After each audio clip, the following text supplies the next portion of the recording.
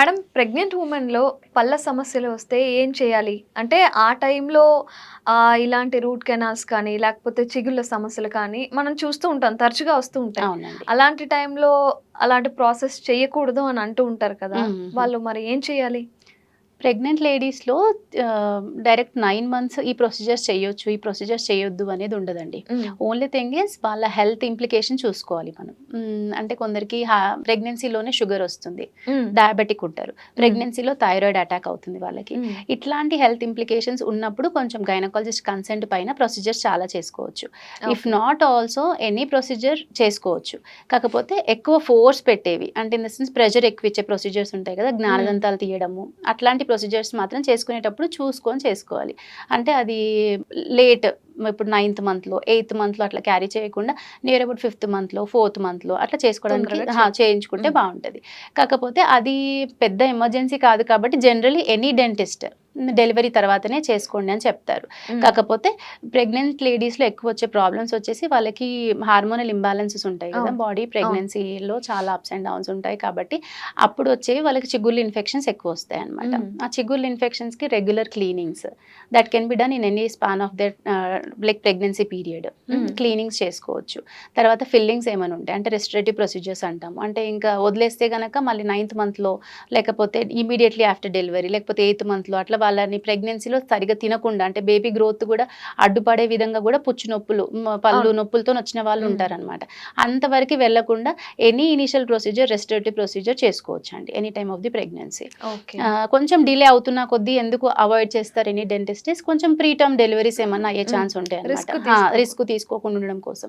ఇంకొక థింగ్ ఏముంటది ప్రెగ్నెంట్ లేడీస్‌లో ఇన్ ద సెన్స్ ఎక్కువసేపు మనం ఇందాక అనుకున్నట్టుగా ఆ! మన మౌత్ ఓపెనింగ్ ఎక్కువసేపు పెట్టాలన్నప్పుడు యూజువల్లీ ఎనీ డెంటిస్ట్ ప్రిఫర్స్ ఇప్పుడు పొజిషన్స్ ఉంటాయన్నమాట. హ్మ్. డెంటల్ చైర్ కొంచెం ఇట్లా హారిజాంటల్ పడుకొని ఉన్నట్టు ఉంటది. అవును. పేషెంట్ హాస్ టు అవును. Recline down. Dentist towards there left side, right side హ్మ్. మూవ్‌మెంట్‌తోని నిల్చుంటారు. చేస్తా ఉంటారు. సో, ఎక్కువసేపు పడుకోబెట్టడం వల్ల గూడా బేబీకి కొంచెం okay. They may not feel that comfortable అనమాట. హ్మ్. అంటే ఇప్పుడు మదర్ లోపలుంటారు కాబట్టి వాళ్ళకి కొంచెం పొజిషన్ అంతసేపు ఒక 40 మినిట్స్ పేషెంట్ పడుకోవాలన్నా గూడా they may not feel that comfortable. కొంచెం కదిలినట్టు, తిరిగినట్టు అనిపిస్తది కదా! హ్మ్. వాళ్ళకి గూడా. సో, కొంచెం టైమింగ్స్ అపాయింట్మెంట్స్ వచ్చేసి వెరీ షార్ట్ స్పాన్ పెట్టుకుంటాము. ఓకే. వాళ్ళకి 15-20 మినిట్స్ అపాయింట్మెంట్ కన్నా ఎక్కువ ఇవ్వమనమాట. హ్మ్. సో దట్ ఏంటి అంటే ఇప్పుడు వాళ్ళు అప్రహెన్సివ్ గూడా అంతే ఉంటారు. అవునవును. ఇంతసేపు పడుకొనున్నాము, ఇంతసేపు నొప్పి, నడుము నొప్పి హ్మ్. అని ఇట్లా అట్లా అని చెప్తా ఉంటారు. కొన్నిసార్లు ఎక్కువ టైం ఉందనుకోండి. అంటే ఇప్పుడు రూట్ కెనాల్ ప్రొసీజర్ చేయాల్సిన అవసరం పడింది. ఇప్పుడు ఆ పేషెంట్ బాగా తట్టుకోలేకపోతున్నారు. హ్మ్. షీ ఈస్ ఇన్ హర్ 6థ్ మంత్ ఆర్ సో. ఆ!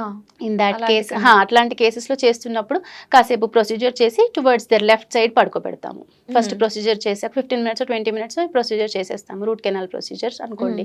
స్టార్ట్ చేశాక కొంచెం రిలాక్సేషన్ కోసం కొంచెం అంటే ఒక 15 మినిట్స్ వదిలేసి మళ్ళీ లెఫ్ట్ సైడ్ తిరిగి పడుకుంటే వాళ్ళకి కొంచెం బేబీకి బ్లడ్ సప్లై అంతా కూడా కొంచెం మంచిగుంటుందనేసి కాసేపు రెస్ట్ ఇచ్చేసి మళ్ళీ we have to take over okay. అనమాట. అంటే కొంచెం గ్యాప్ ఇచ్చి గ్యాప్ చేస్తూ గ్యాప్ ఇచ్చి ఉంటారు. చేసుకుంటూ ఉండాలనమాట. ఓకే. అట్లా. సో, వాళ్ళకి కూడా 45 మినిట్స్, 1 అవర్ పడుతుందా ప్రాసెస్ అంతా? ఆబ్వియస్‌లీ పడుతుంది. వాళ్ళకి గూడా ఇంకా అదే పన్ను కదా!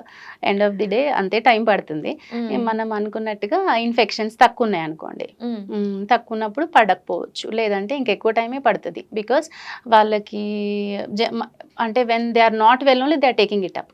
ఓకే. Isn't it? అంటే వాళ్ళకి ఆరోగ్యం బాలేక పన్ను నొప్పొచ్చే కదా! అంతేగా. వాళ్ళొచ్చారు. హ్మ్. అంటే ఆబ్వియస్‌లీ ఇన్ఫెక్షన్ ఎక్కువయ్యాకనే వచ్చారు. హ్మ్. సో, మనం ఇంకా అవాయిడ్ చేయలేము. Minimum time is that. అది ఓకే. కంపల్సరీ పడుతుంది. కాకపోతే వీళ్ళకి ఎక్కువ స్ట్రెయిన్ ఇవ్వకుండా మనం కాసేపు ఇంటర్మిటెంట్ రిలాక్సేషన్ ఇచ్చి చేస్తున్నామనమాట. హ్మ్.